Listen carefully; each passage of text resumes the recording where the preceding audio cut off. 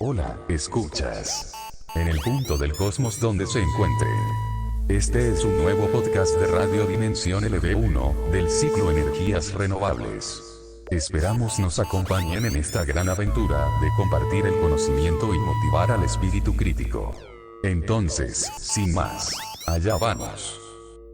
¿En qué consiste la energía geotérmica? ¿Cómo se genera? ¿Dónde está? En fin, para que podamos tener una idea clara sobre su origen, cómo lo podemos aprovechar. Ahora les contaré un poquito sobre la geotermia. El calor es una forma de energía y la energía geotérmica es literalmente el calor contenido dentro de la Tierra. Este calor genera fenómenos geológicos a escala planetaria. Sin embargo, el término de energía geotérmica se usa hoy en día para indicar esa parte del calor de la Tierra que puede o podría ser recuperada o explotada por la humanidad. Y es en este sentido que usaremos el término a partir de ahora. La presencia de volcanes, fuentes termales y otros fenómenos térmicos, y estos fenómenos motivaron a nuestros antepasados a pensar qué partes del interior de la Tierra estaban calientes. Sin embargo, no fue hasta los siglos XVI y XVII cuando se excavaron las primeras minas a unos cientos de metros por debajo del nivel del suelo. En estas minas, las personas dedujeron a partir de sensaciones físicas que la temperatura de la Tierra aumentaba con la profundidad. Las primeras mediciones con termómetro probablemente se realizaron en 1740 en una mina cerca de Belfort, en Francia. En 1870 se estaban utilizando métodos científicos modernos para estudiar el régimen térmico de la Tierra, pero no fue hasta el siglo XX que se pudo comprender completamente fenómenos como balance de calor y la historia térmica de la Tierra. Todos los modelos térmicos modernos de la Tierra deben tener en cuenta el calor generado de forma continua por la desintegración de los isótopos radioactivos de larga duración, como el uranio, el torio, el potasio, que están presentes en la Tierra y que ayudan a mantener ese calor geotérmico. Por otro lado, la energía térmica de la Tierra es inmensa, pero la humanidad solo podría utilizar una fracción de esta. Hasta ahora, la utilización de esta energía se ha limitado a áreas en las que las condiciones geológicas permitan que un portador, generalmente se utiliza agua en fase líquida o vapor, para que extraiga el calor de la roca profunda y caliente y sea llevado a superficie para ser utilizado. Desde el punto de vista histórico, las fuentes de energía geotérmica han sido explotadas desde el tiempo de los romanos con el fin de utilizar agua caliente, ya sea en aplicaciones terapéuticas, en usos domésticos o en instalaciones para el ocio. Si recordamos, los balnearios romanos existieron, por ejemplo, en el centro de Europa, en España y en Gran Bretaña. Los maoríes utilizaban vapor geotérmico para calefacción y cocina y fuentes de agua caliente para el baño, lavado y aplicaciones sanitarias. A partir del siglo XIX, con la evolución de la tecnología y de los materiales que eran necesarios para construir herramientas, se pudieron llevar a cabo perforaciones que permitieron localizar rocas suficientemente calientes como para pensar en una utilización de ese calor para la generación de electricidad. La primera central eléctrica que utilizó energía geotérmica fue instalada en Larderello, la Toscana, en 1904, Italia, y producía una potencia de 250 kilovatios. Esta central aún hoy sigue funcionando, generando 4.800 gigavatios hora por año. La segunda central eléctrica de transformación de energía geotérmica se construyó allá por los años 1950 en el campo de Wairakei, en Nueva Zelanda. A esta le siguió la central del campo de los Geyser, en el norte de California, que se puso en marcha en 1960 y cuya capacidad de producción es 2.800 megavatios. Veamos un poquito la historia de esta primera planta, ya que es bien interesante, sobre todo para ver cómo se van encadenando las ideas. En este periodo se estableció una industria química en Italia, en la zona de Larderello, para extraer ácido bórico de las aguas calientes que emergían naturalmente o de pozos poco profundos. El ácido bórico se obtuvo evaporando los fluidos calientes en calderas calderas de hierro utilizando madera de los bosques cercanos como combustible. En 1827,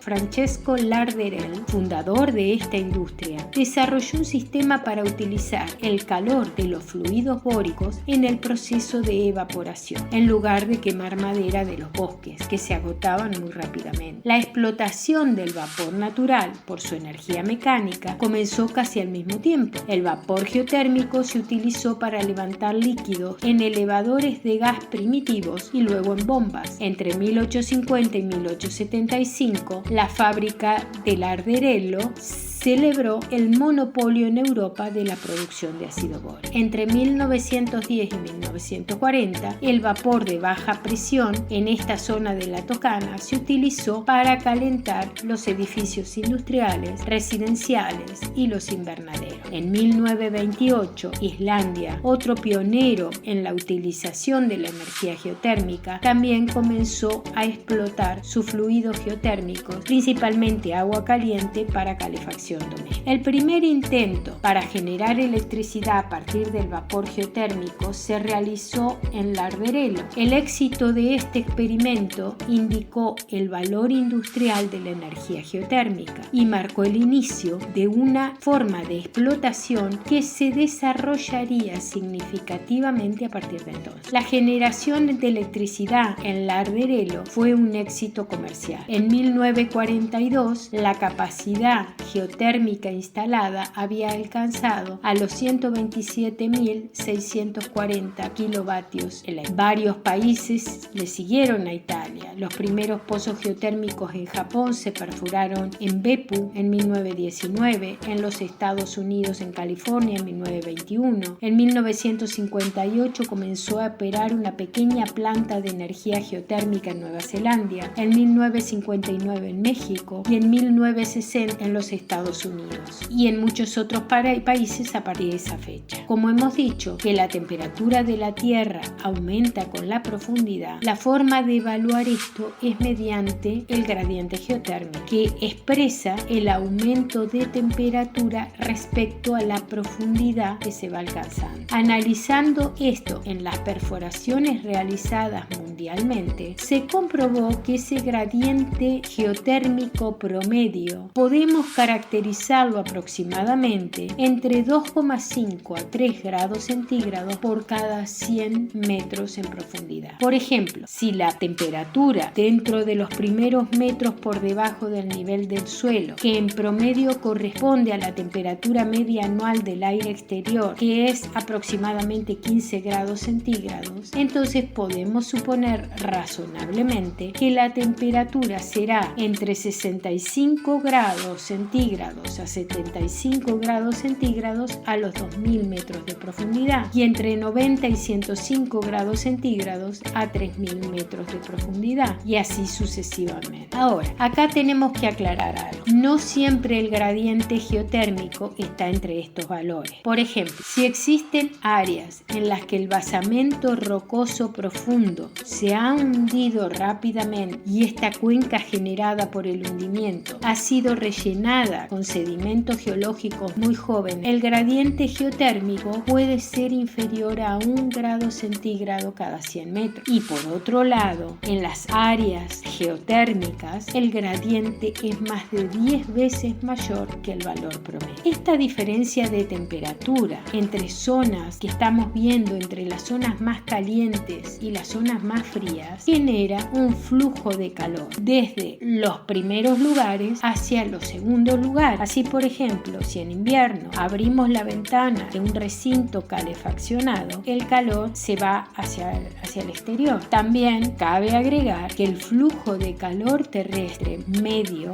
de los continentes es casi un 35% menor que en los océanos. El aumento de temperatura con la profundidad, así como los volcanes volcanes, los géiseres, las fuentes termales, etc., son, en cierto sentido, la expresión visible o tangible del calor en el interior de la Tierra. Pero este calor también engendra otros fenómenos que son menos perceptibles por nosotros, pero son de tal magnitud que, debido a estos, la Tierra ha sido comparada con un inmenso motor térmico. Estamos hablando de los fenómenos denominados tectónicas de placas. Les contaré esto muy generalmente, solamente para mostrar su relación con los recursos geotérmicos. Nuestro planeta está formado por una corteza, que es la capa exterior, que alcanza un espesor entre 20 y 65 kilómetros, va variando, en áreas continentales, y entre 5 y 6 kilómetros en áreas oceánicas. Luego viene una capa más interna de la corteza que se llama manto, que tiene aproximadamente 2.900 kilómetros de espesor. Y luego viene una tercera capa que se denomina núcleo, que tiene aproximadamente 3.470 kilómetros de radio. Las características físicas y químicas de estas capas son diferentes. La capa más externa de la Tierra, que muchas veces se la denomina litosfera, está formada por una parte por la corteza y por la capa superior del manto y se comporta como un sólido. Si consideramos la capa debajo de la litósfera, esta tiene menor rigidez y tiene un comportamiento más plástico y en ciertos procesos se comporta de la misma manera que un fluido. De esta manera, la corteza terrestre está formada por grandes placas que flotan sobre el manto de magma fundido y se mueven sobre la superficie a velocidades de unos pocos centímetros por año, de la misma manera que flota la grasa en un caldo. En los bordes de estas placas se muestran fisuras y el magma puede emanar en ciertos puntos, dando lugar a flujos geotérmicos anómalos, que son los que dijimos que pueden tener un gradiente geotérmico mayor de 10 veces el promedio del gradiente geotérmico. Inmensos volúmenes de rocas profundas más calientes, menos densas y más livianas que el material circundante se elevan provocados por los movimientos hacia la superficie, mientras que las rocas más frías, densas y pesadas cercanas a la superficie tienden a hundirse, recalentarse y subir a la superficie una vez más en un proceso muy similar a lo que sucede con el agua hirviendo en una olla o hervidor. Debido a las enormes tensiones generadas por el motor térmico de la Tierra, los márgenes de las placas corresponden a zonas de cortezas débiles, densamente fracturadas, como hemos dicho, caracterizadas por una intensa sismicidad y por una gran cantidad de volcanes, y debido al ascenso de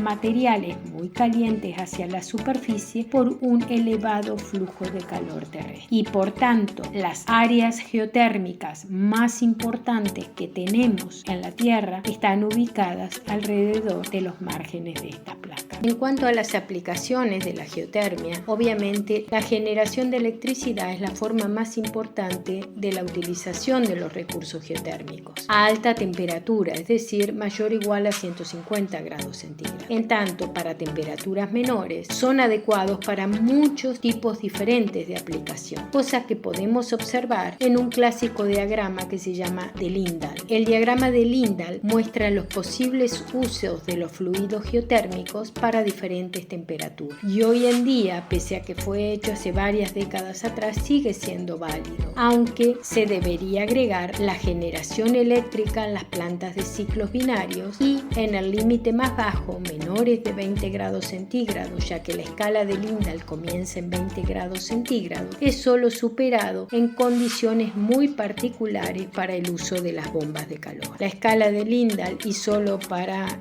comentarles algunos ejemplos porque es larga, comienza en 20 grados centígrados y va ascendiendo. Por ejemplo, la que tengo es cada 10 grados y van desde piscicultura, piscinas, calentamiento de suelo, cría de hongos, de animales, refrigeración, calefacción, secado de pescado, secado de materiales orgánicos, destilación de agua fresca, y así sigue. Es bien interesante lo que expresa Lindahl en esta tabla, que le sugiero que aquel que esté interesado la pueda leer. Para la generación eléctrica, es decir, utilizando el calor para generar electricidad se realiza principalmente en turbinas de vapor y plantas binarias, dependiendo de las características del recurso geotérmico. Una turbina de vapor convencional requiere fluidos de temperaturas de al menos 150 grados centígrados. Las plantas binarias utilizan un fluido de trabajo secundario, que generalmente es un fluido orgánico que tiene un punto de ebullición más bajo que el agua y una presión de vapor alta a bajas temperaturas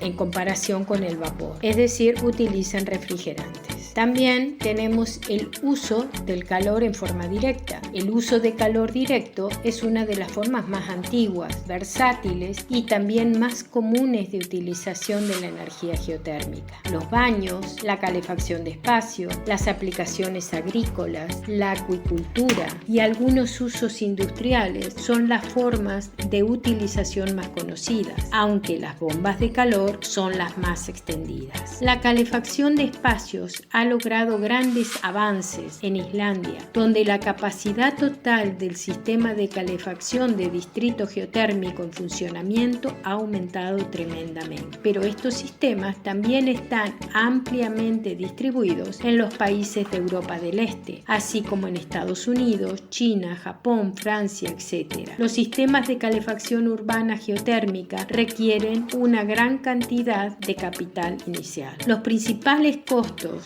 están referidos a la inversión inicial, por ejemplo, para pozos de la producción e inyección, las bombas de fondo y transmisión, las tuberías, las redes de distribución, los equipos de monitoreo y control, tanques de almacenamiento, por ejemplo. Ahora, los gastos operativos, sin embargo, son comparativamente más bajos que en los sistemas convencionales y consisten en energía de bombeo, mantenimiento, control y administración del sistema. La refrigeración de espacios es una opción viable donde las máquinas de absorción están siendo fácilmente disponibles en el mercado, se pueden adaptar al uso geotérmico. Recordemos que el ciclo de absorción es un proceso que utiliza calor en lugar de electricidad como fuente de energía. El acondicionamiento de espacios geotérmicos, ya sea calefacción y refrigeración, se ha extendido considerablemente desde la década de 1980 a raíz de la introducción y uso generalizado de las bombas de calor. Los diversos sistemas de bombas de calor que hoy están disponibles nos permiten extraer y utilizar económicamente el contenido de calor de cuerpos que están a baja temperatura, como el suelo, acuíferos poco profundos, estanques, sin necesidad de estar viviendo en un área geotérmica. Quisiera aclarar, en este podcast he incluido las bombas de calor en la parte geotérmica, pero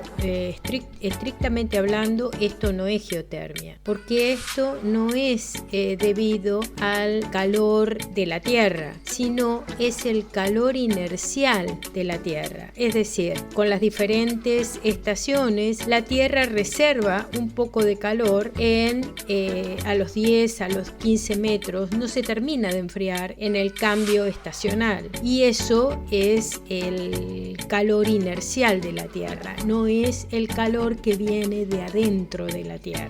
Dicho esto, podemos finalizar con el tema. Bien, además agradecerte la excelente ponencia que has hecho, clase magistral acerca de las energías renovables, aclarar conceptos que confunden a la gente, explicar sus orígenes, explicar cómo se implementan, qué cuestiones pueden solucionar desde el punto de vista ecológico del ecosistema y evitar sobre todo la contaminación del planeta Tierra, que está literalmente por la Tierra. Desde ya agradecemos la excelente clase que nos ha dado y esperamos por más. Buenas tardes y nos vemos en el siguiente. Gracias por compartir con nosotros estos encuentros semanales. Les recordamos que en nuestro blog, radiodimensionlb1.wordpress.com/home pueden encontrar más información. Los esperamos en nuestro próximo podcast.